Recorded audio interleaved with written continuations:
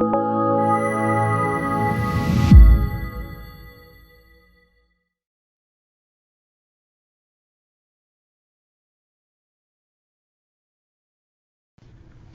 I'm Jacob Hornberger, founder and president of the Future of Freedom Foundation, and this is this week's issue of the Libertarian Angle, the show that brings you the libertarian perspective on the burning issues of the day and other issues, non-burning. I'm joined as I am every week by my co-host, Richard Ebeling, who teaches economics at the Citadel. Richard, good to see you again for another round of Libertarian Angle. It's great to see you and to be with our viewers and listeners again.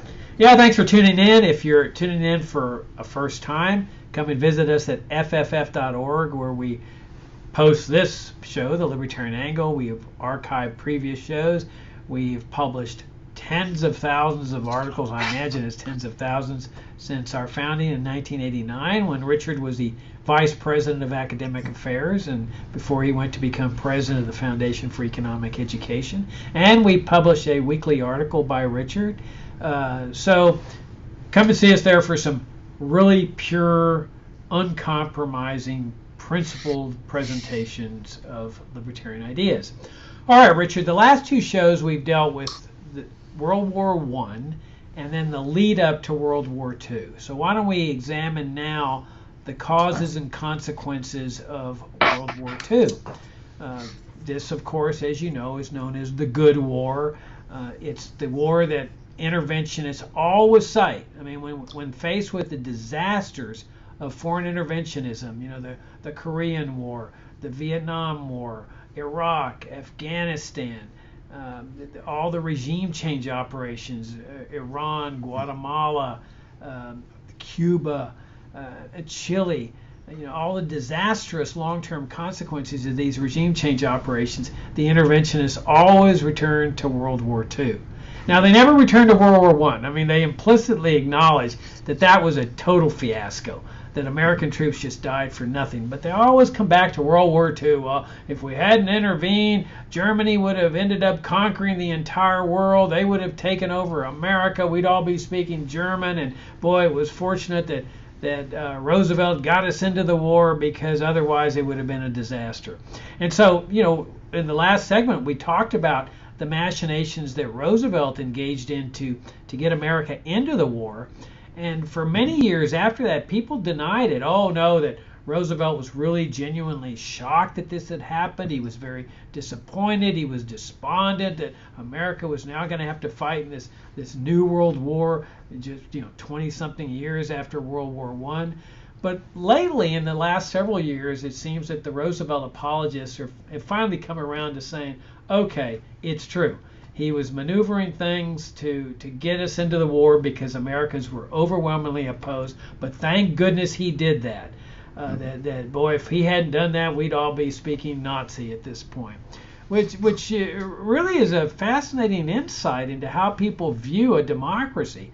That here people are opposed to getting into the war, and they're praising a man who lied about it, lied when he was running for office, as you pointed out in the last segment, and secretly trying to provoke Germany and then Japan, successfully with respect to Japan, into attacking the United States first, killing innocent American troops that have no idea what he's doing and why he's doing it. They get sacrificed for what Roosevelt apologists say was the greater good of saving America from the Nazi threat.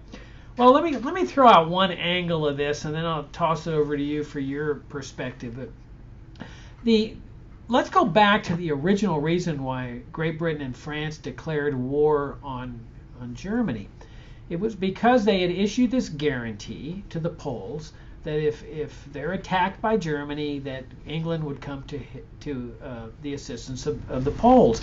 And as I indicated in the last segment, it was an empty guarantee, because there was no way that Great Britain had the military means to oust a German takeover of Poland.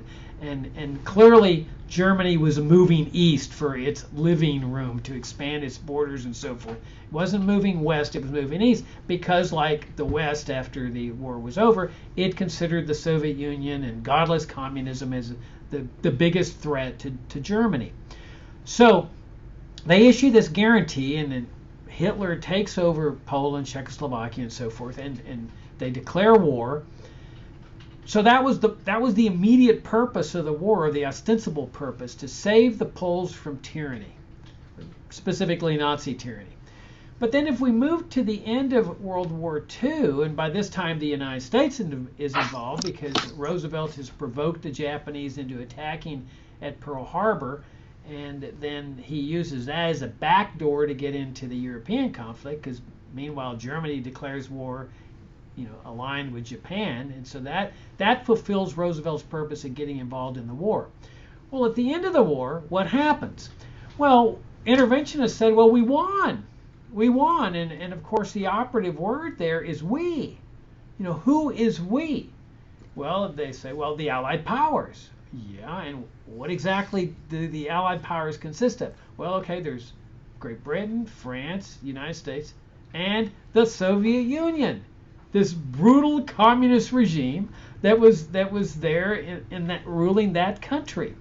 So at the end of the war, the Poles are freed from Nazi tyranny, but are now under communist Soviet tyranny, thanks to Roosevelt, who essentially just delivered Eastern Europe and half of Germany into the hands of the Soviets, because Joseph Stalin was considered his buddy.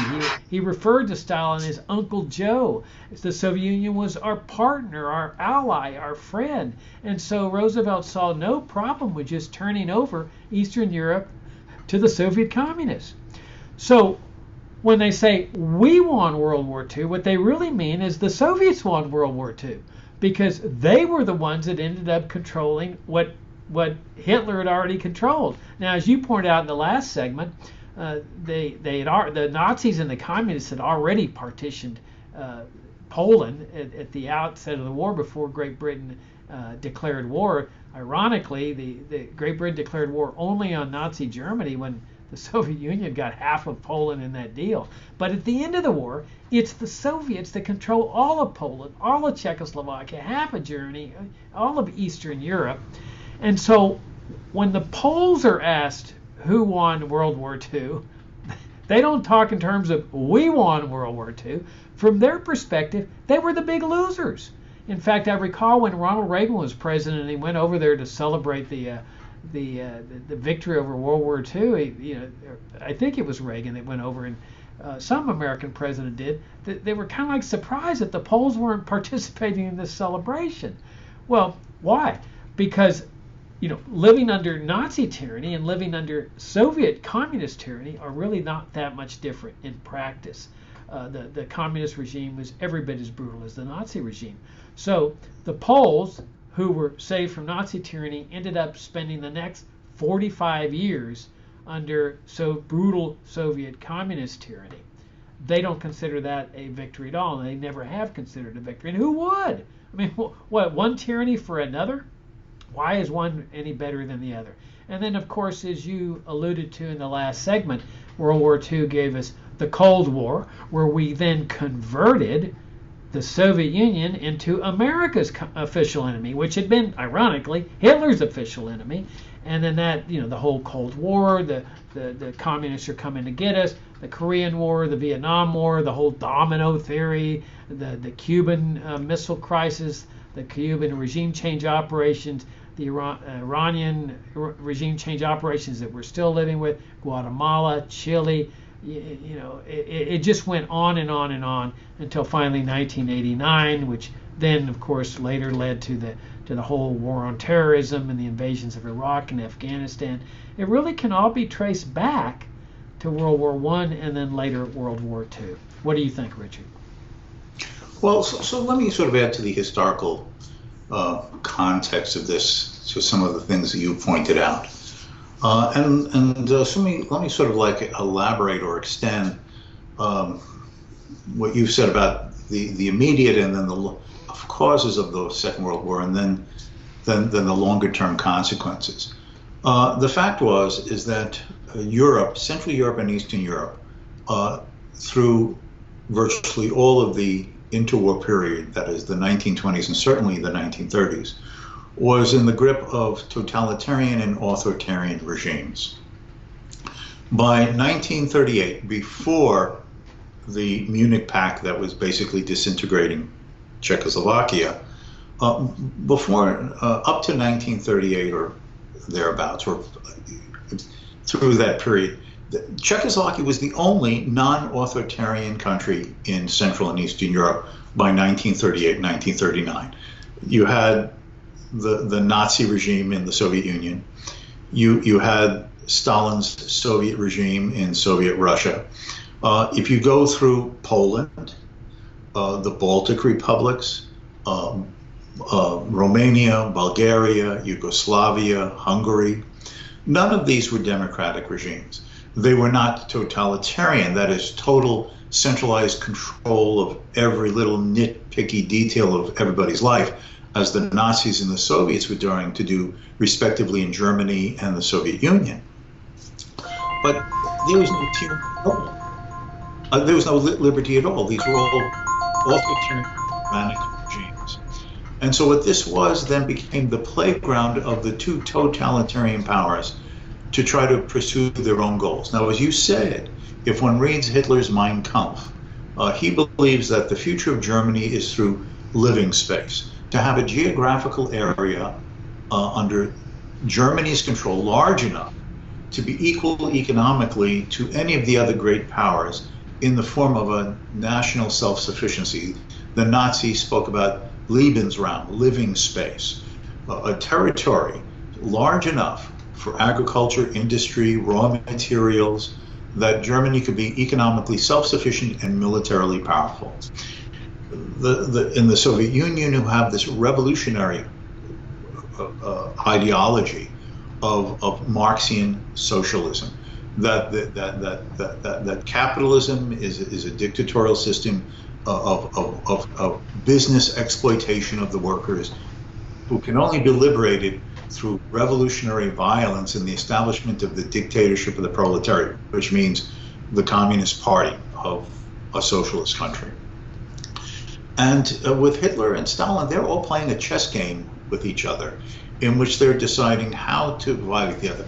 Hitler still sees Germany's future in the East, as you were saying, but in the short run, there are other plays to be made.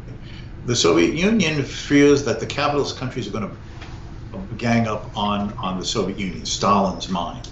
So basically, Hitler, after Britain and France give their guarantee to Poland in March, April of 1939, which you said that they would come to Poland's assistance if Germany were to invade Poland, following Germany's annexation of the remainder of Czechoslovakia in March of 1939. Hitler now is concerned about a war with Britain and France, but he's also concerned that if he proceeds with his plan to invade Poland, he can get in a war with the Soviet Union.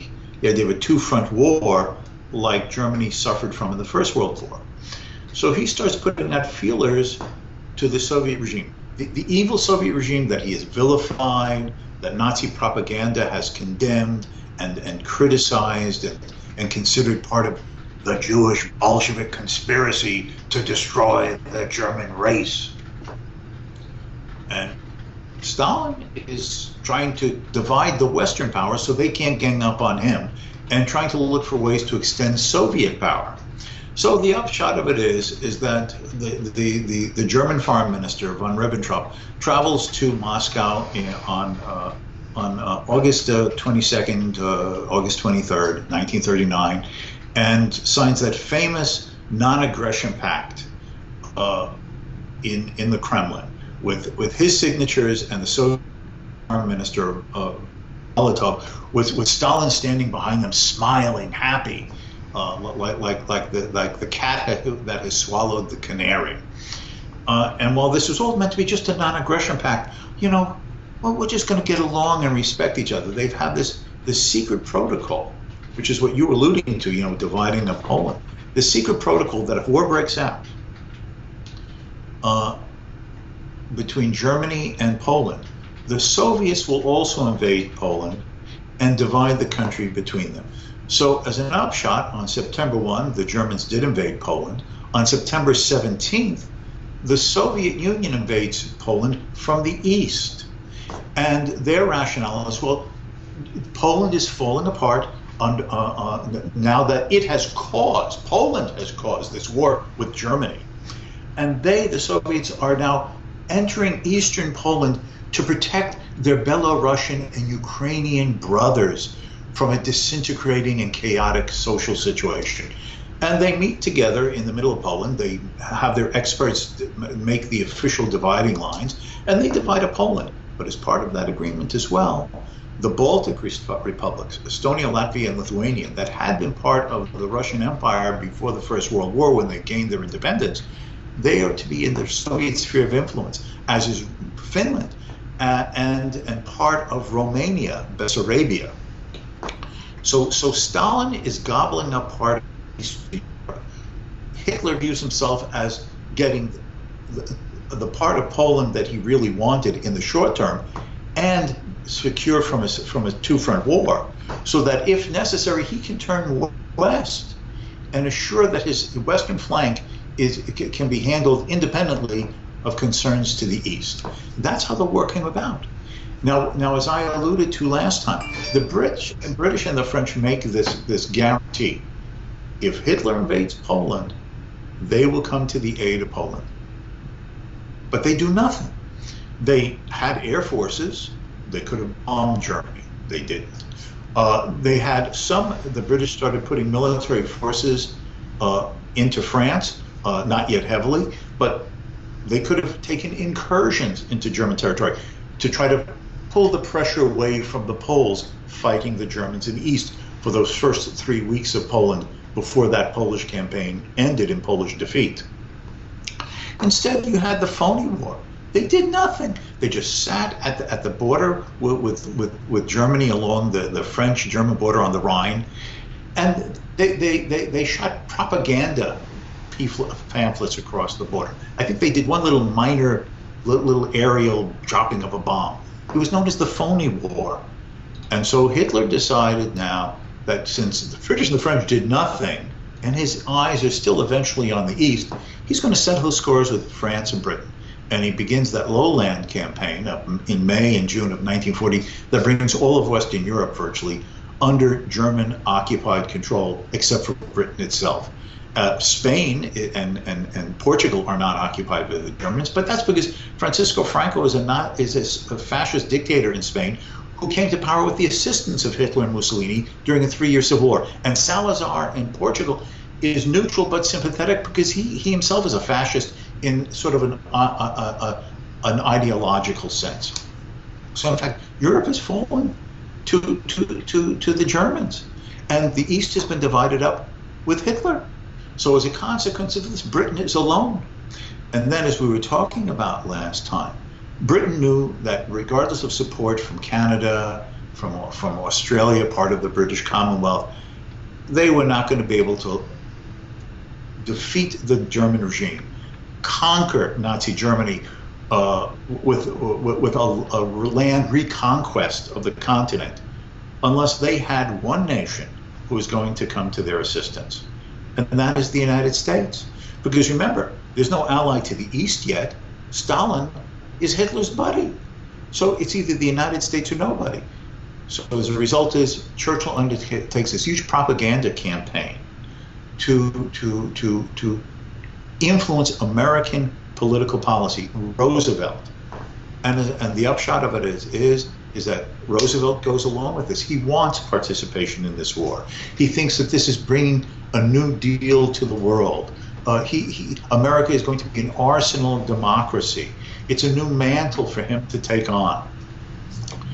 They make military strategies with the British, even though America is technically neutral. They meet off Nova Scotia and sign the Atlantic Agreement. Against the four fears, freedom fear of oppression, fear of poverty, fear of, I forget the four of them.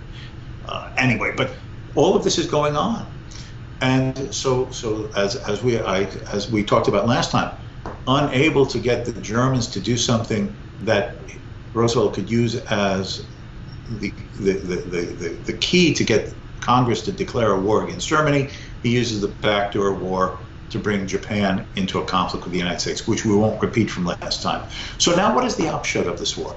Well, first of all, we live in an era in which there is much talk about war crimes.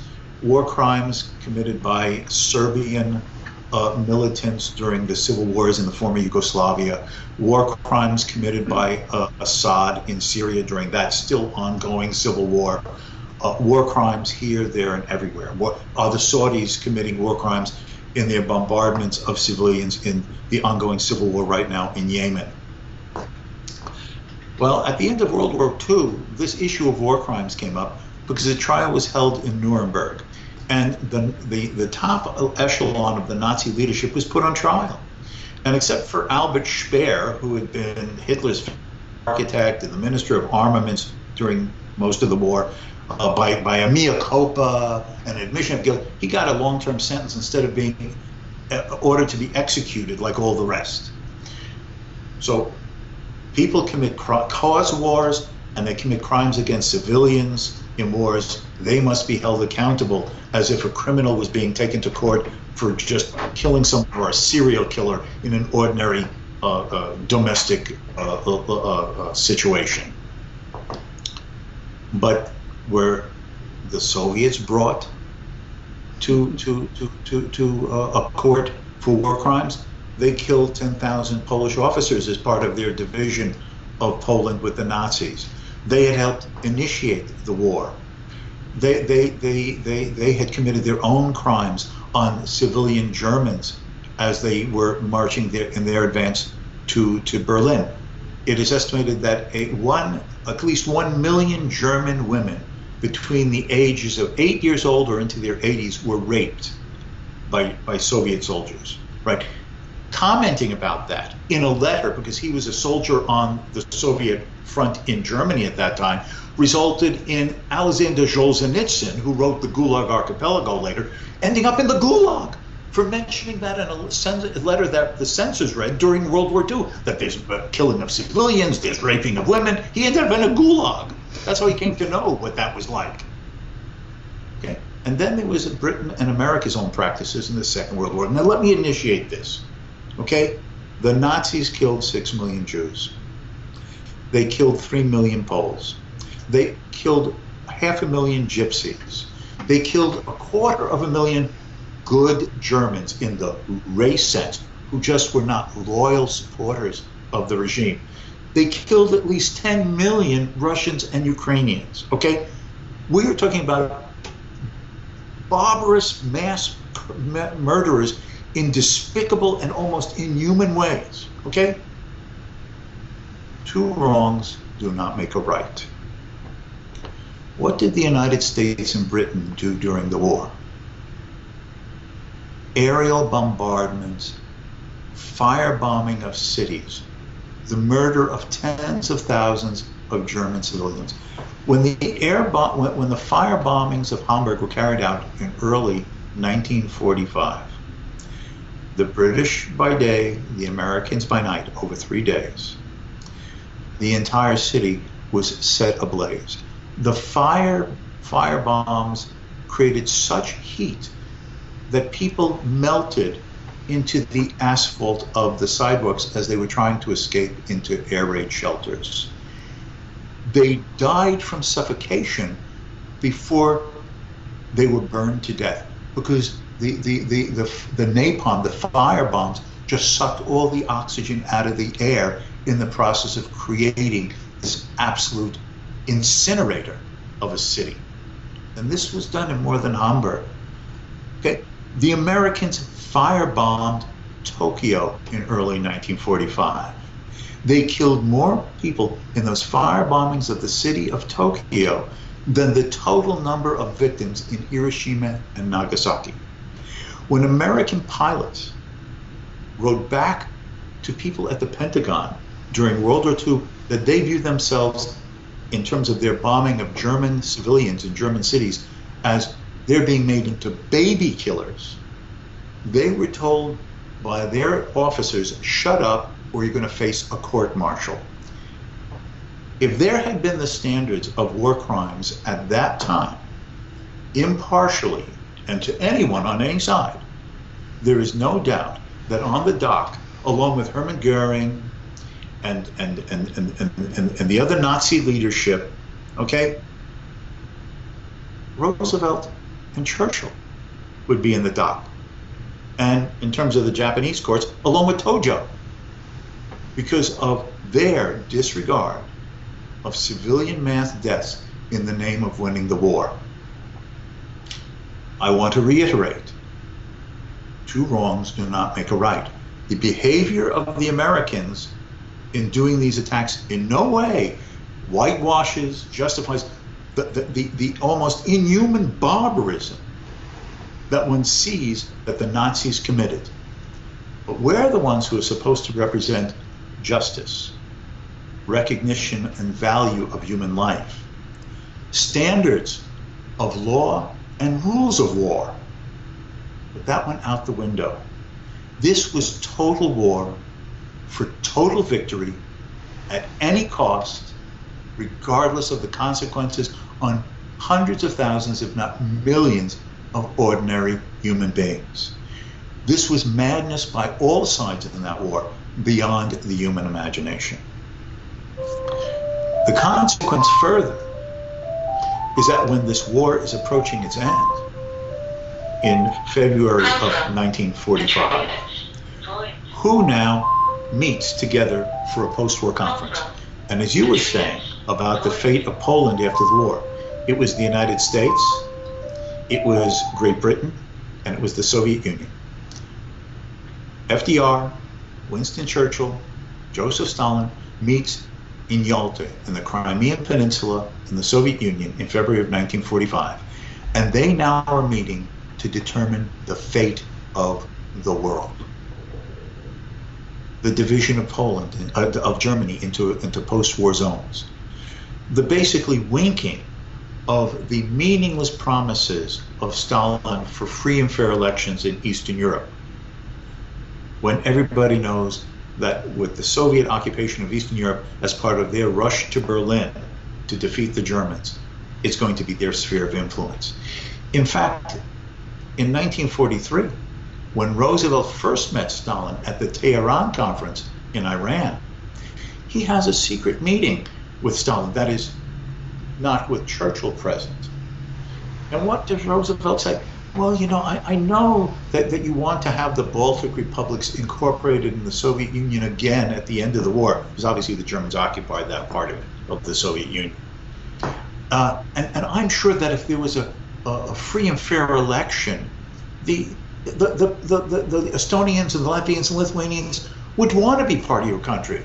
But I just accept that you're going to be part of it, but let's not make this public, because 1944 is my election campaign and I need the Lithuanian and Polish vote in Chicago.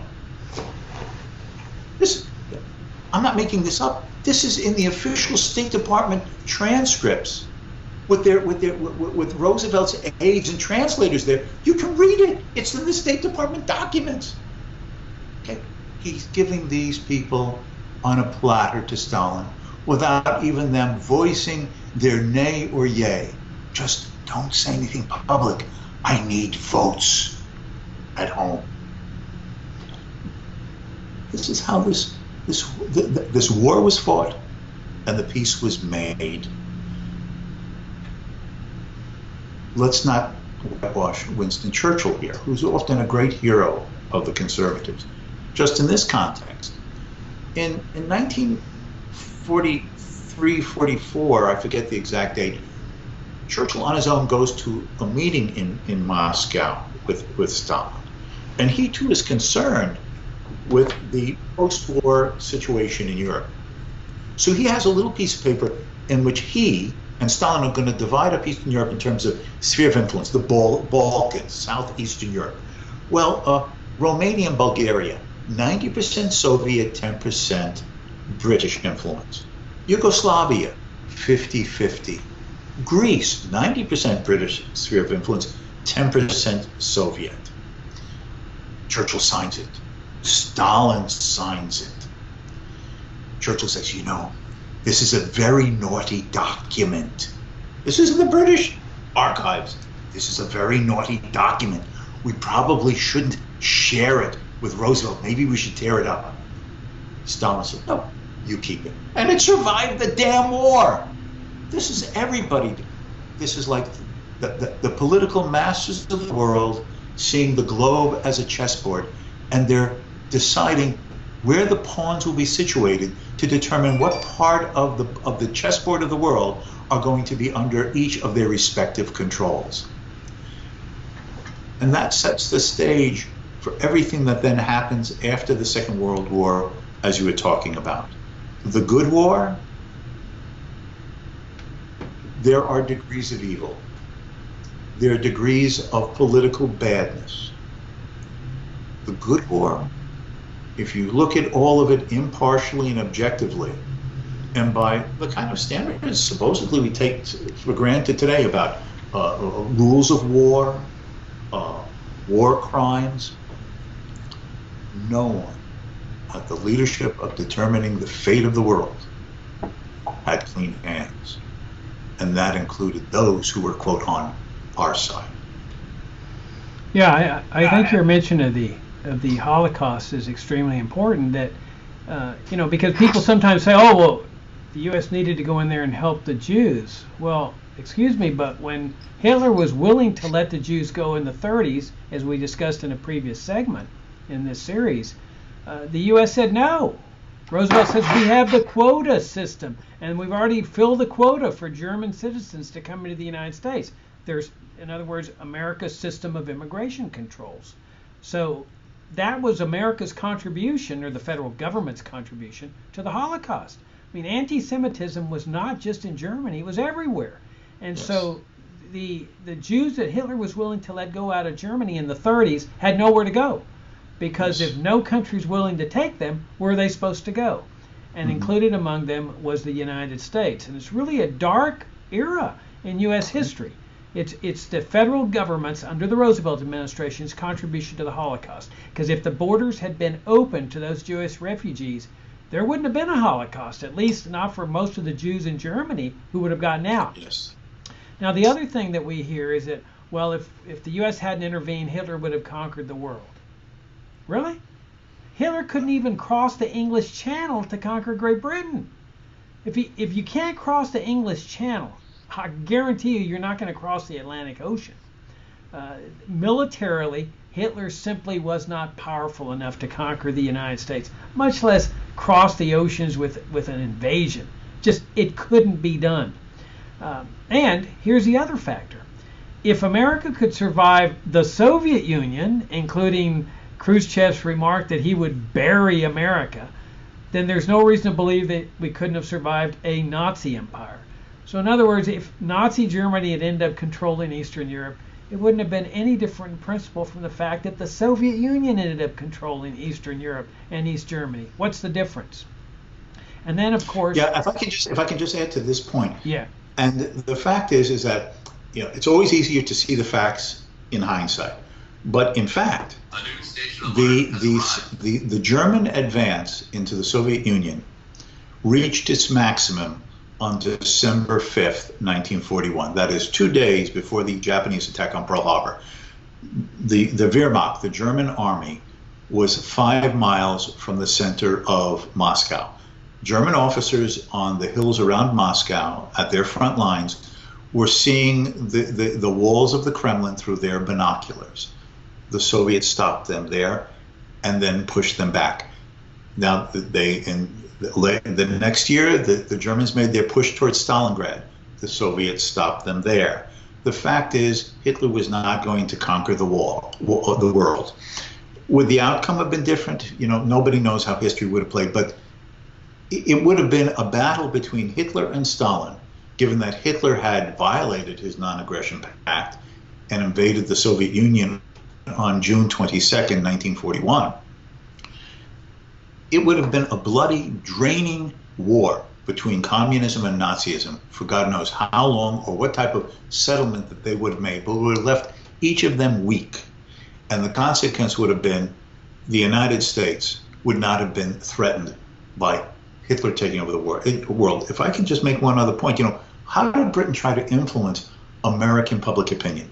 Well, as you said, they couldn't even mount what was called Operation Sea Lion. That was on the paper the German planned invasion of Britain by naval landing crafts. Roosevelt had one of his Oval Office press conference. He held up a map. This is a map that our intelligence services have gotten, showing the planned invasion of South America by the Germans from French West Africa, which is controlled by Vichy France. That is the puppet part of France that the Germans had not fully occupied in June of 1940. Look, the arrows, and then the arrows got up through Mexico to the United States. That is now known that this was disinformation. This was a document supplied to the United States government by British intelligence, who made up the document to create war scare in America. Oh yes, we either save Britain or it's the end of America. So this type of thing was going on.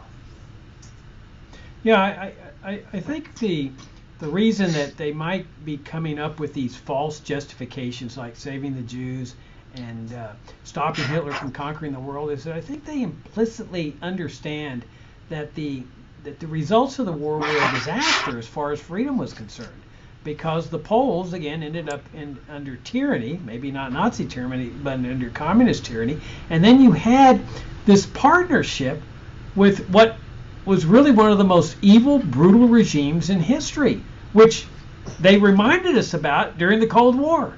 And that partnership was with the Soviet communists.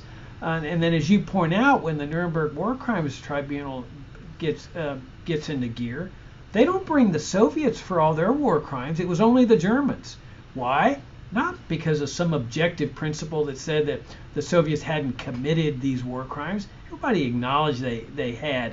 I mean, as you point out, they executed 10,000 German officers that were prisoners. Polish officers that were prisoners. That was at the Katyn Forest. Yes. I mean, how do you justify that? How do you not bring it to a war crimes tribunal? Well, it showed the immorality of having partnered with a communist regime, and the interventionists say, oh, well, there was no choice. We had to partner with the Soviet Union to defeat Nazi Germany. That's nonsense. You could have fought separately and independently, which is what they should have done once they intervened.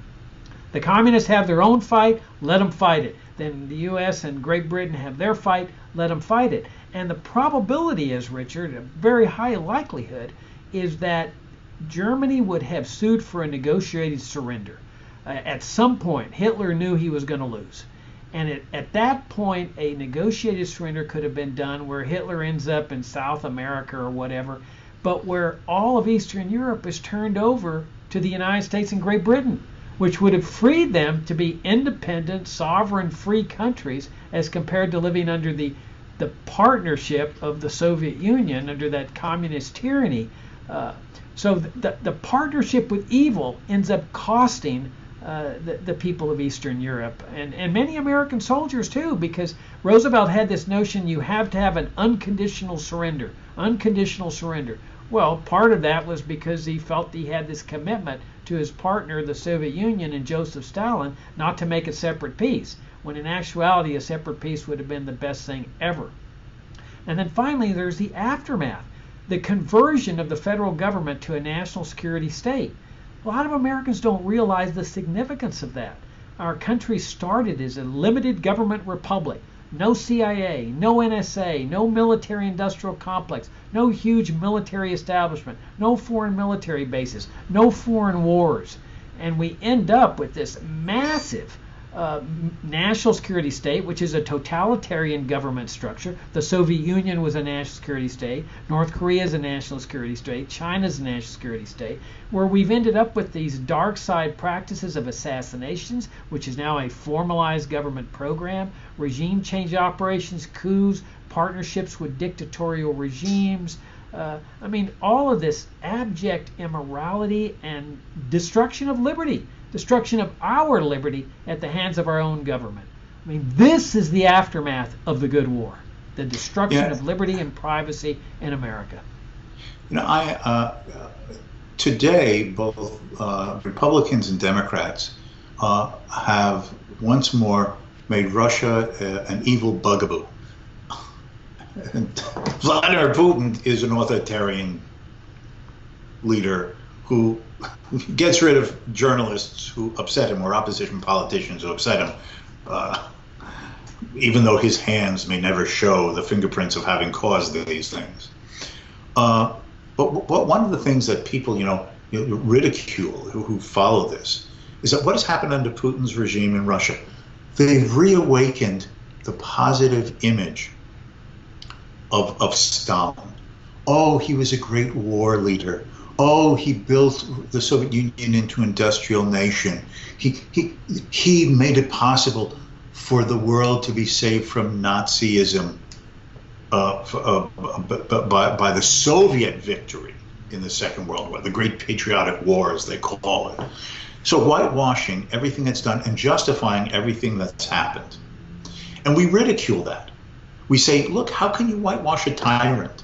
And look at the historical facts and what was done. And this is just an attempt to rationalize and justify and legitimize Putin's own regime in post-Soviet Russia today in various and sundry ways. Well, we should look at our own government with the same attempted impartiality in which we say, look at the criminals and criminal actions in the past, and now they just whitewash them, and they're all made heroes. Stalin is a great hero again. Why can't we look at ourselves in the same way and see our own leaders of the past that way?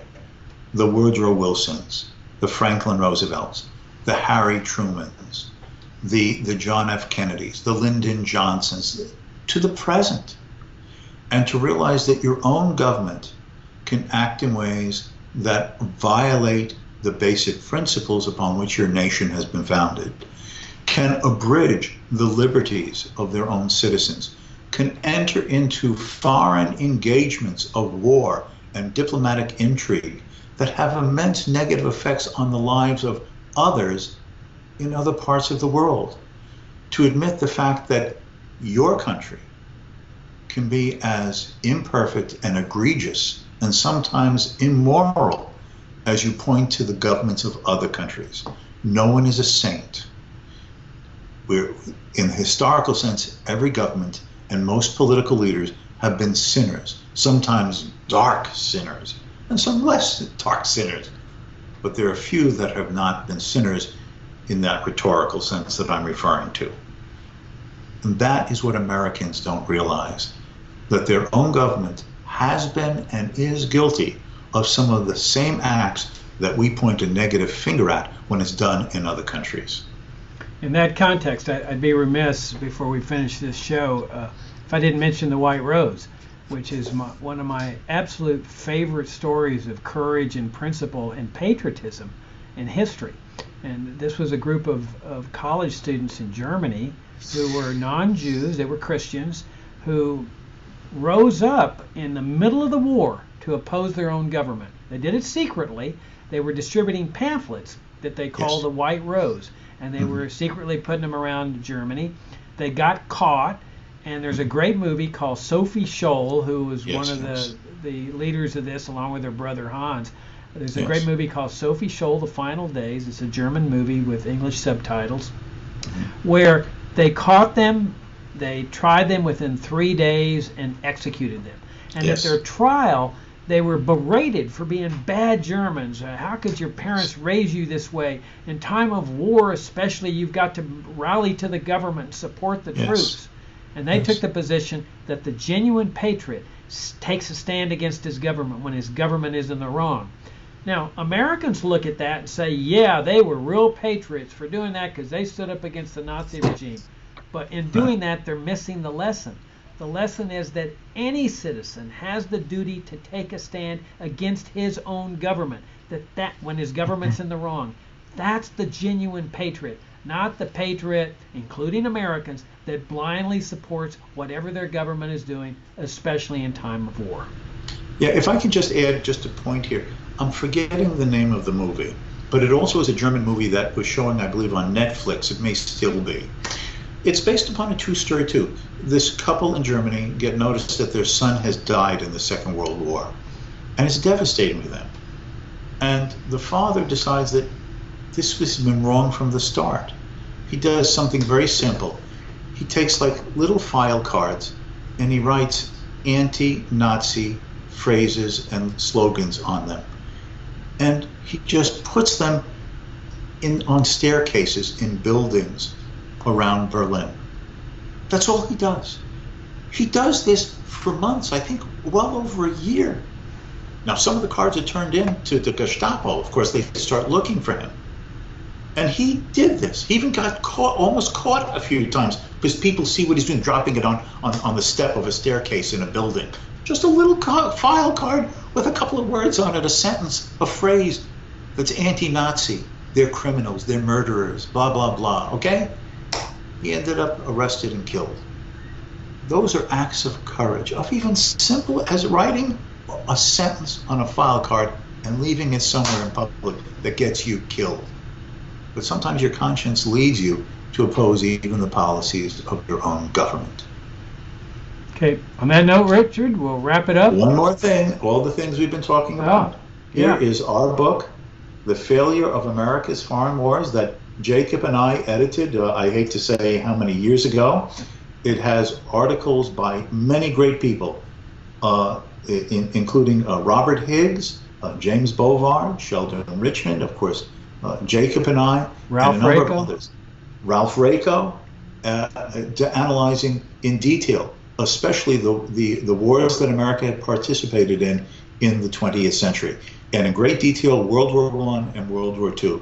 And if you're interested in these issues and would like to pursue them further, if I can, with a certain amount of immodesty, say, we have put together a great collection of articles here to help you have a better understanding of the past and America's foreign policies in it. Yep, you can buy the book at fff.org or at amazon.com, and I echo what Richard's saying. I'm really proud of that book. If you want a really good insight on what we've been talking about in these three segments, World War I and World War II, I don't think there's a better book than The Failure of America's Foreign Wars. And Richard did a great job editing that book, and I helped him out a little bit. Richard, I greatly enjoyed the conversation as always, and look forward to talking to you next week. Until next time. All right, and thanks for tuning in. Thanks for your great support of FFF, and we'll see you all next week.